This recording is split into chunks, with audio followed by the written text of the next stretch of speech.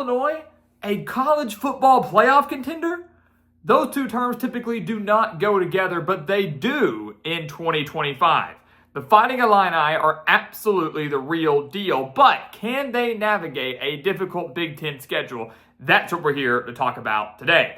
So welcome back to the Gridiron Expert, guys. So glad you could join us today. As always, please continue to like, comment, subscribe, share our videos, and check out everything down in the description below. That includes our website, thegridironexpert.com, home to our expert picks, home to our newsletters, home to tons of exclusive content to help you get through this offseason. So much content there. And again, here at our channel, the season never dies. So in the grueling months of March and April and May, where there's really no football on, we are talking football with you. The season never ends here at the Gridiron Expert. All the more reason to subscribe, hit that notification button, and just become a member of our GE Nation.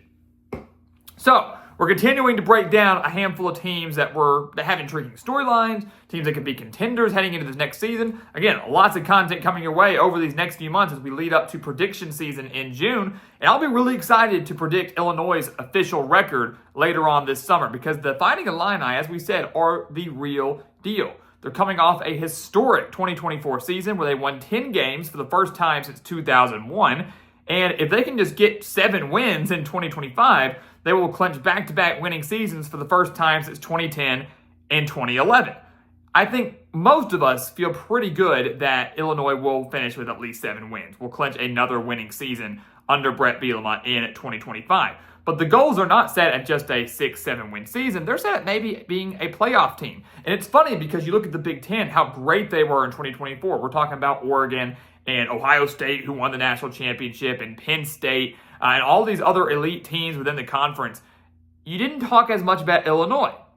And going into this next year, you probably won't be talking that much about Illinois. The focus will once again be on Oregon and Ohio State and Penn State and all these other elite contenders. But this is a team last year, guys, that did go 10-3. Their only losses were on the road to Penn State. In the game, they hung with the Nittany Lions pretty well in that one. Got destroyed on the road at Oregon. Most teams did. And then an inexcusable home loss to Minnesota. This is a team that did beat Nebraska on the road. They did beat Michigan by 14, the same Michigan team that beat Ohio State and Alabama at the end of the season. And they beat South Carolina, that very chippy Citrus Bowl between Brett Bielema and Shane Beamer, beat the Gamecocks 21-17. South Carolina, another team that has high expectations heading into 2025. So this Illinois team had some very good quality wins.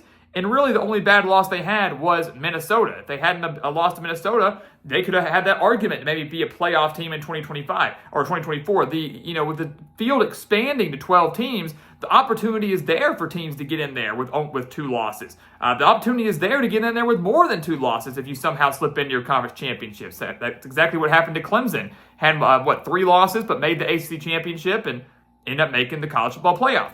But why are they a team that could be a playoff contender now?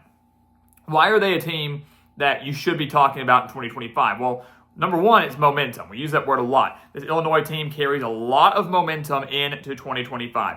Riding the high, 10-win season, bowl victory, Brett Bielema really starting to hit his stride in Champaign. But the other major reason is obviously the amount of returning talent they bring in. None bigger than the returning quarterback in Luke Altmaier. If he can stay healthy, did for the majority of last year, 2023, not so much, but if he can stay healthy, he's going to be very, very good for the Fighting Illini, just like he was last year. Threw for over 2,700 yards, 22 touchdowns, just 6 interceptions. He's not the flashiest quarterback by any means. He's not the best quarterback by any means, but he takes very good care of the football, and he's a veteran. He's a leader, and he's experienced, and does have a little bit of mobility in there as well. Another big thing, Brett Bielema's always been big about winning in the trenches, specifically on the offensive line. All 5 offensive linemen returned for Illinois this year. So you've got an experienced quarterback who's going to have some great protection up front. One of the most experienced lines in the country this year. Then you've got your running backs returning. Aiden Lafferty coming back, 589 yards last year. Josh McCray, 609 yards, 10 touchdowns last year. So you've got 2 very capable running backs with an experienced offensive line, with an experienced quarterback, and they also added some key guys to the transfer portal, like a guy in Hudson Clement, leading wide receiver from West Virginia last year, 741 yards and 5 touchdowns. This offense, with all those guys, with the exception of Clement, scored 30 points or more in 7 of the 13 games they played last year. This was a pretty good offense, pretty efficient offense, which is something we hadn't seen in a while from Illinois. And while I do lose a handful of key receivers, especially on the outside, again, the addition of Clement, the addition of some young guys that are finally going to get their shot, leads me to believe that with an experienced quarterback in Luke Altmaier, they can match last year's totals, if not be better, on the offensive side of the ball. And when you're facing some elite defenses and some high-octane offenses like Penn State's going to be, like Ohio State's going to be, like Oregon's going to be, having all that experience on the offensive side is massive. On the defensive side, that's where it comes to play even more. Another good defense. A couple of years ago, Illinois had a very, very, very strong defense. Last year took a minor step back, but nothing too bad. 21.7 points per game is all the Fighting Illini were giving up. They held 6 of their 13 opponents to 20 points or less, and they returned tons on that side of the ball, especially in the secondary. So I expect this passing defense to be pretty strong. I do expect the front seven, although they lose a few key pieces, to still remain one of the better top halves, I would say, in the Big Ten. This is an Illinois team that, again, last year statistically was not bad, and you could argue would be even better, could be even better in 2025. So tons of experience on offense, tons of experience on defense, lots of momentum coming into the year, and then you take a look at the schedule. Take a look at the schedule. There are some trap games on this schedule for Illinois. And look, Illinois is not going undefeated. Illinois probably will have more than one loss. But if they can only lose 2, they have a shot to make the college football playoff. And I believe that.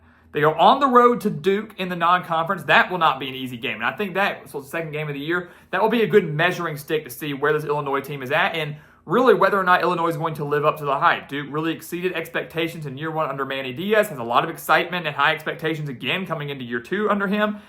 Duke's going to be at home for this game. So if Illinois can go in there and beat Duke, maybe do it convincingly, that would set the tone. To me, this Duke game is similar to what we saw, or it was going to be similar to the Kansas game from last year.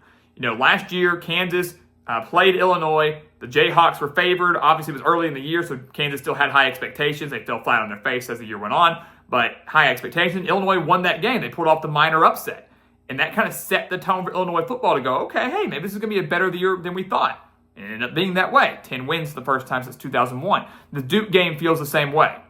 Illinois, I expect to be favored in that game, but it will not be easy. After Duke, the Big Ten slate is rather difficult. They do have to go on the road to Indiana. They do have to go on the road to Wisconsin, and they do host USC and Ohio State. So massive that they get the Buckeyes at home. And if Illinois is somehow undefeated or a one-loss team and they take on the Buckeyes, that could be a college game day site. That could be a top 15 matchup. A lot of hype could be surrounding that game if the Fighting Illini can live up to expectations. And I could see Illinois keeping up with the Buckeyes for a little bit. But again, USC should improve. They're coming to Champaign. Ohio State coming to Champaign. Wisconsin, never easy on the road, although up and down in the Luke Fickell era. And then Indiana and Duke on the road as well. So some tough road games. But all in all, guys, those to me are the 5 toughest games for Illinois. I could see this team being favored in as many as 9 games. I really do. Obviously, they will not be favored against Ohio State. They could be minor underdogs to Indiana, maybe. Depending on how USC is, maybe there, who knows. But this team could be favored in as many as 9 games, meaning that if they can just pull off 1 or 2 upsets, they should be in the college football playoff. They could find themselves in the hunt for a Big Ten championship. They avoid Oregon. They avoid Penn State. They avoid Michigan. They avoid a lot of the top dogs in the Big Ten, with really the exception of Ohio State.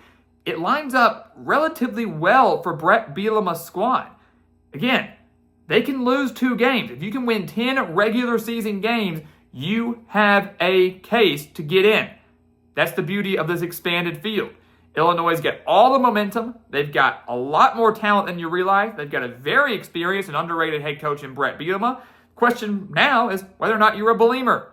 I know, I kind of hate that phrase too, but are you a believer? Do you believe in Illinois, or will they fail to reach those preseason expectations? Leave your thoughts down in the comments below, but do not sleep on this team as we head in to the 2025 season. So guys, as always, thank you so much for watching us here at the Gridiron Expert on YouTube. Make sure to continue to like, comment, subscribe, share our videos, and check out everything down in the description below. That includes our website, thegridironexpert.com, home to the expert picks, home to our newsletters, home to tons of exclusive content to help you get through this offseason, because again, here at our channel, the season never dies. Talking college football with you year-round, right here at the Gridiron Expert. All the more reason to like, comment, subscribe, hit that notification button so you don't miss out on any future videos. And once again, guys, thank you so much for watching, and we'll see you next time right here on the Gridiron Expert.